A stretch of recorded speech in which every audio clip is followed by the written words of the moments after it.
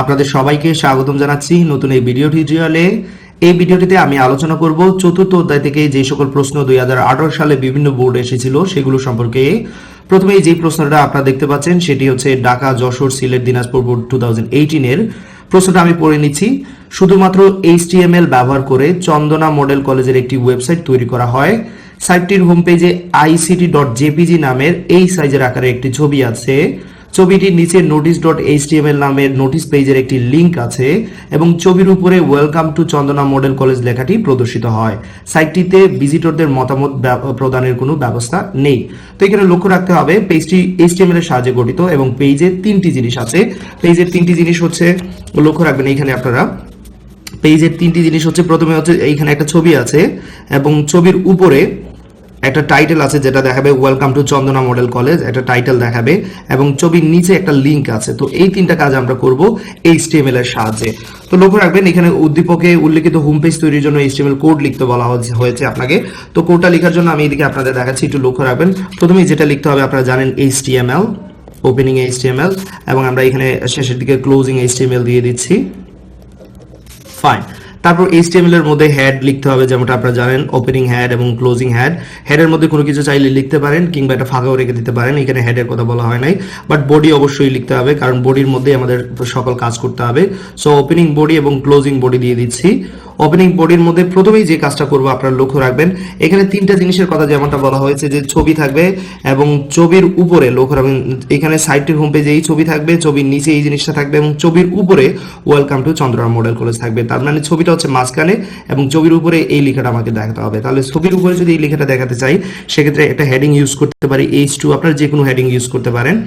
Opening H2 এবং closing H2 দিয়ে দিচ্ছি এবং এই H2 এর মধ্যে আমাকে যে কাজটা করতে হবে welcome to Chandana model college লেখাটি প্রদর্শিত করতে হবে। সো আমি যে কাজটা করব এখানে আপনারা লক্ষ্য রাখবেন। সো ছবির লেখাটা এখানে আসলে প্রশ্নটা ঠিক মতো হয়তো আমি টাইপ করিনি। ছবির এই welcome to Chandana model college নীল লেখা থাকবে, সেক্ষেত্রে আমি যে কাজটা করব ফন্ট ট্যাগটা ইউজ করব। ফন্টে কালার দিয়ে দিচ্ছি ব্লু এবং এই ফন্ট ট্যাগটা ক্লোজ করে দিচ্ছি। ফন্ট ট্যাগের মধ্যে লেখা থাকবে welcome to Chandana model college. তো আপনারা এই লেখাটা এখানে লিখে নেবেন, আমার এখানে হয়তো জায়গা হবে না, welcome to Chandana model college লেখাটা লিখে নেবেন। যে কোনো নাম থাকলে সেটা এখানে ফিল আপ করে নেবেন। তাহলে আমরা একটা হেডার তৈরি করতেছি, এখানে H2, H3, H4 আপনারা যেটা ইচ্ছে সেটা ইউজ করতে পারবেন। হেডার লিখে থাকবে welcome to Chandana model college এবং অবশ্যই হেডারের কালারটা ব্লু থাকবে, সেই জন্য ফন্ট ট্যাগের মধ্যে দিয়ে দিয়েছি। তারপরে কাজটা হচ্ছে ছবি অ্যাড করব আমরা। সো ছবি অ্যাডের জন্য IMG অবশ্যই ব্যবহার করতে হবে, IMG ট্যাগটা, এবং সোর্সটা বলে দিতে হবে। এখানে কিন্তু সোর্স বলে দিয়েছে আপনার প্রশ্নের মধ্যে, যদি আপনারা লক্ষ্য রাখবেন সোর্সটা হচ্ছে ict.jpg এবং সাইজও বলে দিয়েছে, উইথ এবং হাইট 200 এবং 300 বলে দিয়েছে। সুতরাং সোর্স দিয়ে দিচ্ছি, সোর্সের নামটা দিয়েছে ict.jpg, সোর্সটা দিয়ে দিলাম। তারপর উইথ দিয়ে দিচ্ছি, উইথ 300 এবং হাইটটা দিয়ে দিচ্ছি 200। That's it, perfect. ইমেজটা একটা ক্লোজ করে দিলাম। রাইট, এবার পরবর্তী কাজ হচ্ছে ছবির ঠিক নিচে যে জিনিসটা থাকবে একটা লিংক থাকবে, যেমনটা বলেছে যে সাইটটির হোম পেজে এই ছবি থাকবে, ছবিটির নিচে এই নামের নোটিশ পেজের একটি লিংক আছে। ওকে, সো এখানে লক্ষ্য রাখবেন আমাদের একটা লিংক তৈরি করতে হবে। লিংকের যে সোর্সটা সেটা বলা আছে notice.html, অর্থাৎ এই জায়গায় যেতে হবে এবং লিংকের মধ্যে নোটিশ লেখাটা থাকবে। সো সেক্ষেত্রে যে কাজটা করতে হবে লিংক তৈরির জন্য ব্যবহার করতে হয় href এর মধ্যে আমরা লিংকের অ্যাড্রেসটা দিচ্ছি, যেমনটা প্রশ্নে বলা আছে notice.html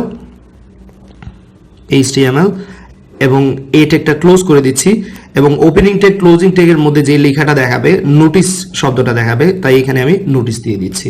দ্যাটস ইট। তো যারা আমার ভিডিওগুলো রেগুলার দেখেছেন, সবগুলো টপিকের উপর আমি ভিডিও করেছি, ডেফিনেটলি এই কাজটা আপনারা খুব সহজেই করতে পারবেন, সেজন্য আমি বিস্তারিত ব্যাখ্যাতে যাচ্ছি না। তো এই হচ্ছে আপনার 3 নম্বর কোয়েশ্চেনের সলিউশন। এবার 4 নম্বরে যাই। ওয়েবসাইটটিতে ভিজিটরদের মতামত গ্রহণে গৃহীত প্রয়োজনীয় পদক্ষেপ বিশ্লেষণ করতে হবে। তো ওয়েবসাইটটা তৈরি করার কথা এখানে বলা হয়েছে, ডিজাইন করা হয়েছে, কিন্তু সেটা এখনো সেটা পাবলিশ করা হয়নি। আর যদি পাবলিশ না করা হয় তাহলে অবশ্যই আমরা ভিজিটরদের মতামত দিতে পারবো না, ভিজিটররা সেখানে ভিজিট করতে পারবে না। তাই ওয়েবসাইট পাবলিশের যে ধাপগুলো আছে নিশ্চয়ই আপনারা জানেন। প্রথমে ওয়েবসাইটের জন্য একটা ডোমেইন নেম রেজিস্ট্রেশন করতে হবে। ডোমেইন নেম অবশ্যই এটা অর্থবোধক হতে হবে, সুন্দর হতে হবে এবং খুব সহজে যাতে মনে রাখতে পারে সেই দিকে চেষ্টা করতে হবে। তারপর ডোমেইন নেম রেজিস্ট্রেশনের পর डेफिनेटলি আমরা ওয়েবসাইট তো অবশ্যই ডিজাইন করে নেব।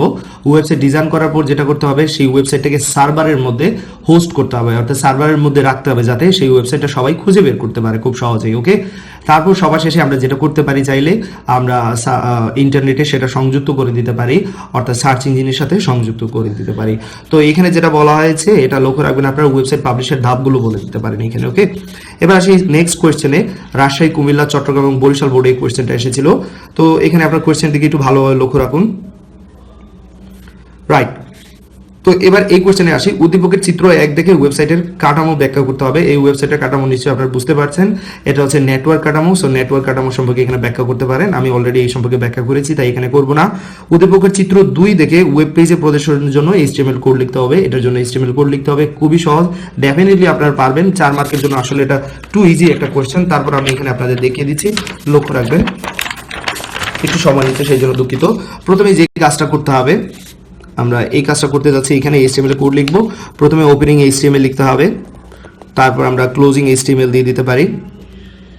এখানে হেড দেওয়ার কোনো দরকার নাই, হেড না দিলেও প্রবলেম না, বাট অবশ্যই বডি দিতে হবে, তাই বডি দিয়ে দিচ্ছি।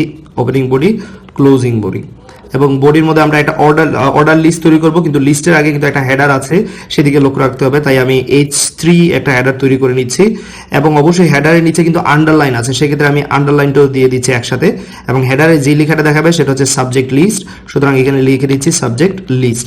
তারপর আমি আন্ডারলাইনটা প্রথমে ক্লোজ করব এবং তারপর হেডারটা ক্লোজ করব, দ্যাটস ইট। তাহলে হেডারের কাজটা শেষ। এবার আসি অর্ডার লিস্ট তৈরি করার জন্য। অর্ডার লিস্ট তৈরি করার জন্য ওএল ট্যাগ ব্যবহার করে ওপেনিং ওএল, ক্লোজিং ওএল দিয়ে দিচ্ছি। এবং এই অর্ডার লিস্টের মধ্যে লিস্ট হবে 3টা জিনিস। প্রথমে যেটা লিস্ট হবে সেটা হচ্ছে বাংলা। সো লিস্টের জন্য আমরা এলআই ট্যাগ ব্যবহার করি, বাংলা দিয়ে লিস্ট ক্লোজ করে দিলাম, এলআই ট্যাগটা ক্লোজ। আবার এলআই দিয়ে তারপর হচ্ছে ইংলিশ লিখতে হবে এখানে, তারপর এলআই ট্যাগটা অর্থাৎ লিস্ট একটা ক্লোজ করে দিচ্ছি, লক্ষ্য রাখবেন আপনারা। এবং তারপরে সবার শেষে যেটা লিস্টে আছে আইসিটি, তাই লিস্ট আইসিটি দিয়ে আবার লিস্ট একটা আমি ক্লোজ করে দিচ্ছি, দ্যাটস ইট। এতটুকু কাজ 4 মার্কের জন্য এটা খুবই ইজি ছিল। তো আশা করি 2018 সালের কোয়েশ্চেনগুলো আপনারা সলভ করতে পেরেছেন, এবং আমি 2017, 16 এবং এইগুলোর প্রশ্নগুলো আমি সলভ করে দিয়েছি। অবশ্যই প্রতিটা ভিডিওর নাম্বার দেওয়া আছে পাশে, সো সেই নাম্বার মেনটেন করে ভিডিওগুলো দেখার চেষ্টা করুন, তাহলে সবগুলো টপিক খুব সহজভাবে বুঝতে পারবেন এবং ডেফিনেটলি আপনারা পরীক্ষায় ভালো ফলাফল পাবেন ইনশাআল্লাহ। লক্ষ্য রাখবেন, আমি প্রতিটি চ্যাপ্টারের প্রতিটি বিষয়ের উপর অনেকগুলো ভিডিও করেছি, যাতে করে আপনারা খুব সহজে বুঝতে পারেন এবং সেই বোঝার পর সেগুলো যাতে খুব ভালোভাবে আপনারা কাউকে বোঝাতে পারেন, কিংবা পরীক্ষায় প্রশ্ন আসে সেই থেকে আপনারা প্রশ্নগুলো সমাধান করতে পারেন। তো লক্ষ্য রাখবেন, টপিক যদি আপনি ভালো করে বুঝতে পারেন, যে কোনো কোয়েশ্চেন আসুক অবশ্যই সেই টপিক রিলেটেড কোয়েশ্চেনগুলো আপনারা আনসার দিতে সক্ষম হবেন। তাই প্রশ্ন, কোন বোর্ডের প্রশ্ন আসলে এগুলো ফলো করার চেয়ে সবচেয়ে বেটার হচ্ছে টপিকগুলো ভালো করে বোঝা, এবং টপিকগুলো ভালোভাবে বোঝার পর আপনারা কি করতে পারেন, প্রশ্নগুলো দেখে একটু প্র্যাকটিস করতে পারেন, দ্যাটস ইট, এর চেয়ে বেশি কিছু না। ওকে, সবাই ভালো থাকবেন, সুস্থ থাকবেন, এবং মনে রাখবেন আইসিটির উপর আমি অনেকগুলো ভিডিও করেছি, অধ্যায় 3, 4, 5, 6 এই 4টা অধ্যায়ের উপর সিকিউ, এমসিকিউ এবং টপিক বেস আলোচনা করেছি। শুধুমাত্র হয়তো অধ্যায় 6 এবং 5-এর এমসিকিউ বাকি, ইনশাআল্লাহ সেগুলো নিয়ে আলোচনা করব। তো সবাই দোয়া রাখবেন এবং আপনাদের মতামত জানাবেন, ভিডিও কেমন লাগতেছে, সোফার কতটুকু উপকৃত হচ্ছেন। আমি প্রায় 3 থেকে 4 বছর ধরে, অ্যাটলিস্ট 3 বছর ধরে আমি চেষ্টা করে যাচ্ছি আপনাদের জন্য কিছু করার, এবং আলহামদুলিল্লাহ অনেকটাই আমি সাকসেসফুল। এখন আরও সাকসেসফুল হব যদি আপনার ভিডিওগুলো সবার সাথে শেয়ার করেন, যাতে করে কেউ আইসিটিতে প্রাইভেট পড়ার প্রয়োজন বোধ করে না, এবং যাতে করে কেউ আইসিটিতে ফেল না করে ইনশাআল্লাহ। সবাই ভালো থাকবেন, সুস্থ থাকবেন, আল্লাহ হাফিজ।